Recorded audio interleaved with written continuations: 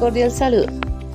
Cuando hablamos de educación, muchas veces pensamos que lo que vivimos hoy en las aulas es completamente nuevo, que los retos, las dificultades y también los cambios que estamos intentando implementar son propios de ese momento. Sin embargo, cuando uno se detiene a mirar con más cuidado, se da cuenta de que muchas de esas prácticas tienen raíces bastante profundas, que vienen de otros momentos históricos. Y lo más interesante es que esas formas de educar no se quedaron en el pasado, siguen apareciendo, de manera muy evidente en algunos casos y en otros de forma más sutil en lo que hacemos como docentes todos los días.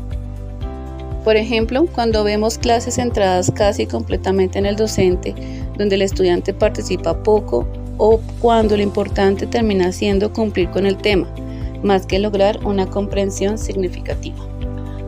Incluso situaciones donde el estudiante siente que lo que aprende no se conecta con su realidad, con su contexto o con lo que vive fuera del aula. Por eso, en este podcast, no queremos quedarnos solo en una mirada histórica, sino usar esa historia para reflexionar sobre algo muy concreto, nuestra práctica docente. Vamos a poner en diálogo dos momentos importantes: la educación en la época colonial en Colombia y la pedagogía popular, como una propuesta que cuestiona ese modelo y plantea otras posibilidades. Y la pregunta que queremos dejar abierta, más como una invitación que como respuesta cerrada, es la siguiente: ¿realmente hemos transformado la educación o seguimos repitiendo muchas de sus bases sin darnos cuenta? Si nos situamos en la época colonial, encontramos que la educación en Colombia no estaba pensada como un derecho para toda la población. Era un sistema bastante restringido, controlado principalmente por la Iglesia y orientado a responder los intereses de la corona española. Esto implica que la educación tenía un propósito muy claro: contribuir al mantenimiento de un orden social, político y cultural ya establecido. No se buscaba formar sujetos críticos, sino personas que aceptaran ese orden y se integraran a él sin cuestionarlo. Por eso el acceso a la educación era muy limitado. Principalmente podían estudiar hombres de ciertos sectores sociales, mientras que comunidades indígenas, afrodescendientes y sectores populares quedaban excluidos.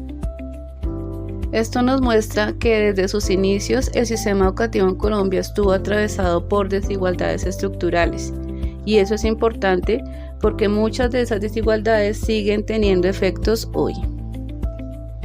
Además, los contenidos enseñados estaban fuertemente ligados a lo religioso, a lo moral y al respeto por la autoridad. Se trataba de formar sujetos obedientes que cumplieran normas y que cumplieran el orden establecido.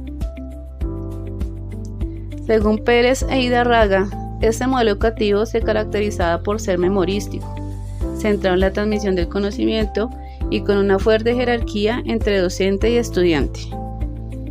En términos prácticos, esto significaba que el docente tenía el control del conocimiento y el estudiante debía escuchar, copiar y repetir sin mucho espacio para la participación o el cuestionamiento.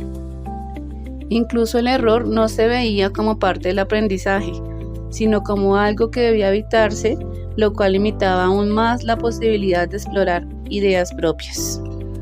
A esto se sumó otro elemento clave: el conocimiento que se enseñaba no surgía del contexto local.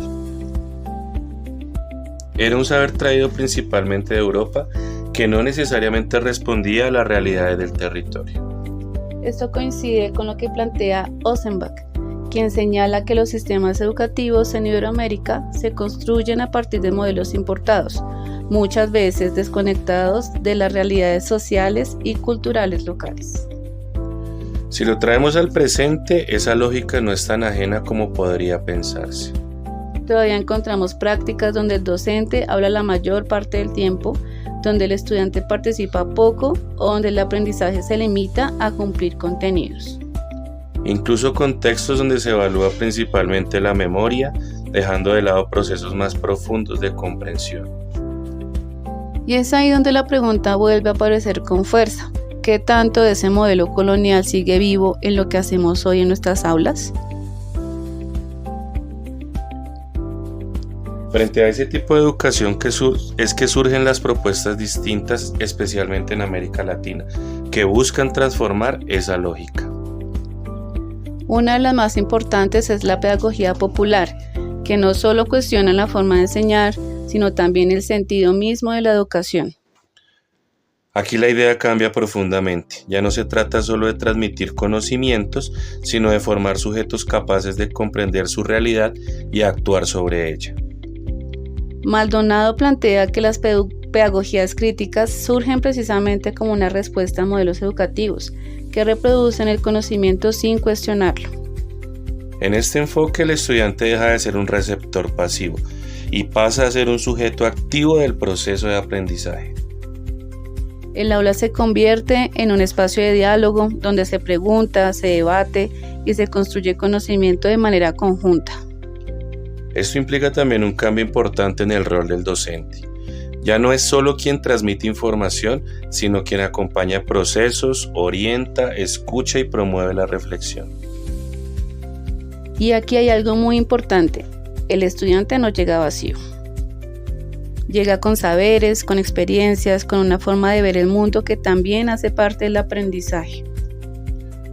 Eso obliga a replantear la enseñanza, porque ya no es simplemente explicar, sino generar espacios donde esos saberes puedan dialogar con el conocimiento académico. En ese sentido, el conocimiento no está únicamente en los libros, también está en la experiencia, en la comunidad y en la vida cotidiana. Y eso transforma profundamente la educación, porque ya no solo se trata de aprender contenidos, sino de comprender para actuar sobre la realidad. Al poner en diálogo estos dos momentos, queda claro que no estamos hablando solo del pasado, sino que de algo que sigue presente en la práctica actual.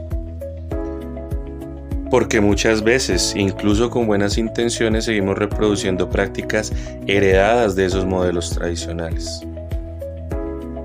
Por ejemplo, cuando priorizamos el contenido sobre el proceso o cuando evaluamos más la memoria que la comprensión. Pero también es cierto que hay un esfuerzo por cambiar esas dinámicas, por construir una educación más participativa y más crítica.